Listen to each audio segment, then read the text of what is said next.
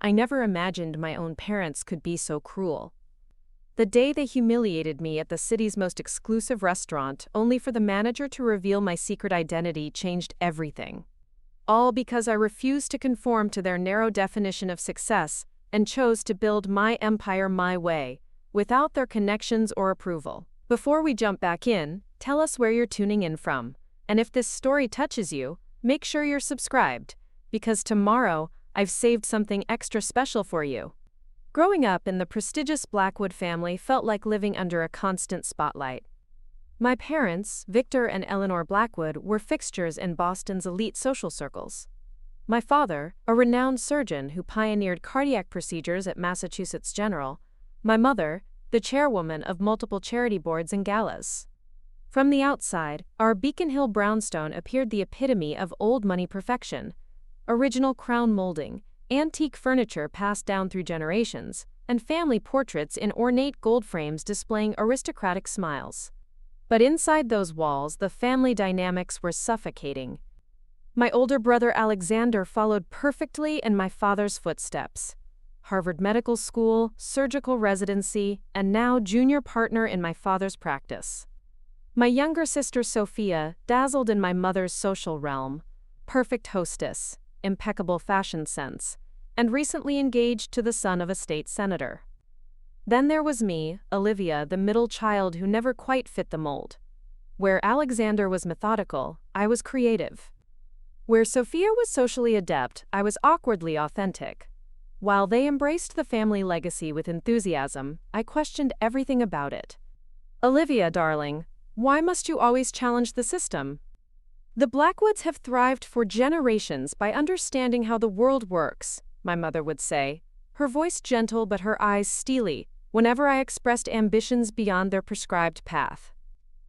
From early childhood, the roles were clearly defined. Alexander was the heir, the one who would carry the Blackwood medical legacy. Sophia was the social butterfly, ensuring our family remained at the center of Boston's elite circles. And I was the problem child, the one who needed constant correction and guidance. When Alexander received perfect grades, it was expected. When I achieved the same, it was a pleasant surprise. When Sophia charmed at social events, she was fulfilling her potential.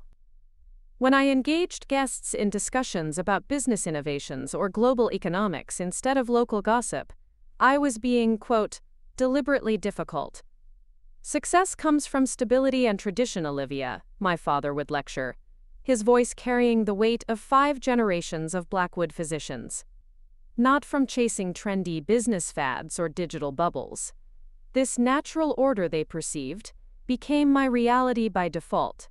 I learned early that I couldn't rely on my parents for emotional validation or support of my true interests. So while Alexander dissected frogs and Sophia practiced her waltz, I secretly built websites for local businesses from my bedroom, charging $50 at first, then $500, then $5,000 as my skills and reputation grew. By some miracle, or perhaps through sheer determination born from wanting to prove them wrong, I secured admission to MIT instead of Harvard, where generations of Blackwoods had studied. The day the acceptance letter arrived, my father's response cut deep. Well, I suppose it's a respectable engineering school. Perhaps they can teach you some practical skills, since medicine clearly isn't your calling. My mother added, Darling, are you sure? Harvard's alumni network is unparalleled. Your father could make a call. I declined their help and embraced my independence fiercely. While other students called home for extra money or laundry advice, I worked 3 part-time jobs between classes, campus IT support, weekend shifts at a local startup, and freelance web development at night. I lived on ramen and ambition, fueled by the determination to create something completely my own. It was during my sophomore year that I met David Chen in an advanced computer science class. Brilliant, driven, and similarly disillusioned with traditional career paths, David became first my project partner, then my best friend, and eventually my co-founder. We spent countless nights in MIT's computer labs, developing what would eventually become Quantum Shift, a revolutionary financial technology platform that would transform how small businesses accessed capital. The banking system is designed for people who already have money, David would say, his fingers flying across the keyboard as we coded until dawn. We're going to democratize finance, Liv. No more old boys club deciding who deserves a business loan. Our senior project became our business plan. While my classmates interviewed for prestigious positions at Google, Microsoft, and Goldman Sachs, David and I moved into a tiny apartment in Somerville with 3 other engineering graduates, converting our living room into an office with salvaged desks and second-hand computers. My family's reaction was predictably disparaging. "A startup?" my father scoffed during a rare phone call. "Do you know the failure rate of those ventures? Alexander just received an offer to join the cardiothoracic team at Johns Hopkins, by the way." My mother was more diplomatic, but equally dismissive. "Darling, it's admirable you want to prove yourself, but perhaps gain some experience at an established firm first. Sophia's fiancé has connections at Morgan Stanley." I declined their suggestions and their offers of financial help that always came with strings attached. We scraped together seed funding from tech competitions, maxed out our credit cards, and pitched to anyone who would listen. Our first major investor was a former professor who believed in our vision of financial accessibility. Her $250,000 investment kept us afloat during those crucial first 18 months. Preparing and narrating this story took us a lot of time, so if you are enjoying it, subscribe to our channel. It means a lot to us. Now back to the story. The journey wasn't glamorous. We worked 18-hour days, ate discount groceries, and faced rejection after rejection from potential clients and investors. David and I fought, reconciled, pivoted our business model twice, and nearly went bankrupt in year 2 when a major client delayed payment. I didn't go home for holidays, partly because I couldn't afford the time away from work, but mostly because I couldn't bear the pitying looks and well-intentioned career advice. My family's perception of my life as a struggling entrepreneur was partially my doing. I shared little about our occasional successes, tired of having them diminished or attributed to luck. When our first $1 million funding round closed, I mentioned nothing.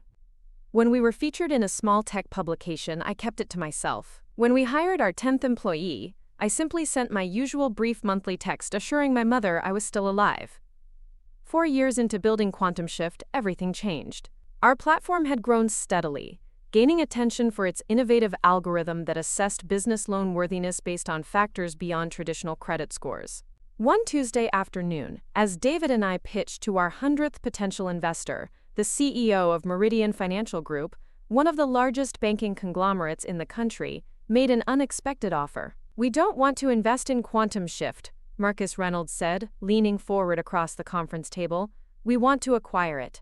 The number he wrote on a notepad and slid across to us made my hands shake. 9 figures. Enough money to change our lives and the lives of our early employees and investors forever.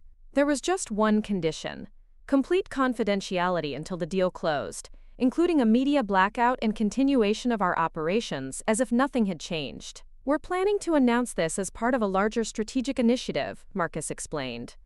"The markets are sensitive to these moves. Absolute discretion is non-negotiable." For 6 months, as lawyers and accountants pored over every aspect of our company, I lived a strange double life. To the outside world, including my family, I was still just a struggling entrepreneur with an uncertain future. Only David and our executive team knew the truth, that we were about to become very wealthy individuals, while maintaining leadership of our company as a division of Meridian. The acquisition closed on a Thursday.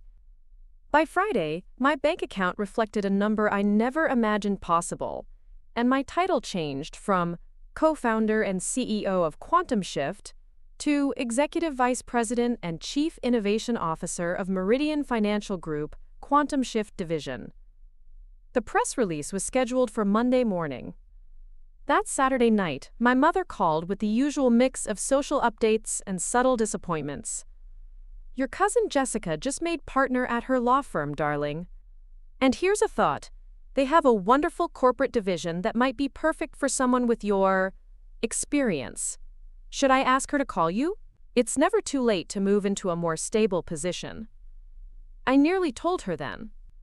The words bubbled up about the acquisition, the money, the recognition from one of the largest financial institutions in the world. But something held me back. Perhaps it was years of conditioning to expect my achievements to be minimized, Or perhaps it was the realization that I wanted them to see me succeed on my own terms, without preparation or pretext. "Actually, Mom, I'm in a good place with the company," I said instead. "But I would love to see everyone soon. How about dinner next weekend?" "My treat." The surprise in her voice was evident. "Your treat? Well, that's thoughtful, Olivia. Are you sure you can manage? Your father has been wanting to try Maison Laurent. It just received a 3rd Michelin star, but perhaps somewhere more. Moderate would be appropriate?" "Maison Laurent would be perfect," I replied, knowing full well that reservations there were nearly impossible to secure, unless you happen to be a significant new executive at a company that did substantial business with the restaurant's ownership group. I'll take care of everything. The week passed in a blur of meetings, press preparations, and the surreal experience of apartment hunting in Boston's luxury market. I purchased a penthouse overlooking the Charles River, not out of extravagance, but because for the first time in my life, I wanted physical evidence of my success, a space that represented the culmination of years of work and sacrifice. The restaurant reservation was confirmed with a single call, the maitre d' notably changing his tone when my new title was mentioned. I requested their most visible table, typically reserved for celebrities and dignitaries, and arranged for my family to arrive before me. I wanted this moment, this single perfect moment of vindication, to unfold exactly as I had imagined during countless nights of doubt and struggle. Saturday evening arrived, and I prepared meticulously. Gone were the practical ponytail and minimal makeup of my startup days. I chose a custom-tailored Chanel suit, conservative enough for my parents' approval but unmistakably expensive, with subtle diamond earrings and my grandmother's vintage watch, the only family heirloom I had ever treasured.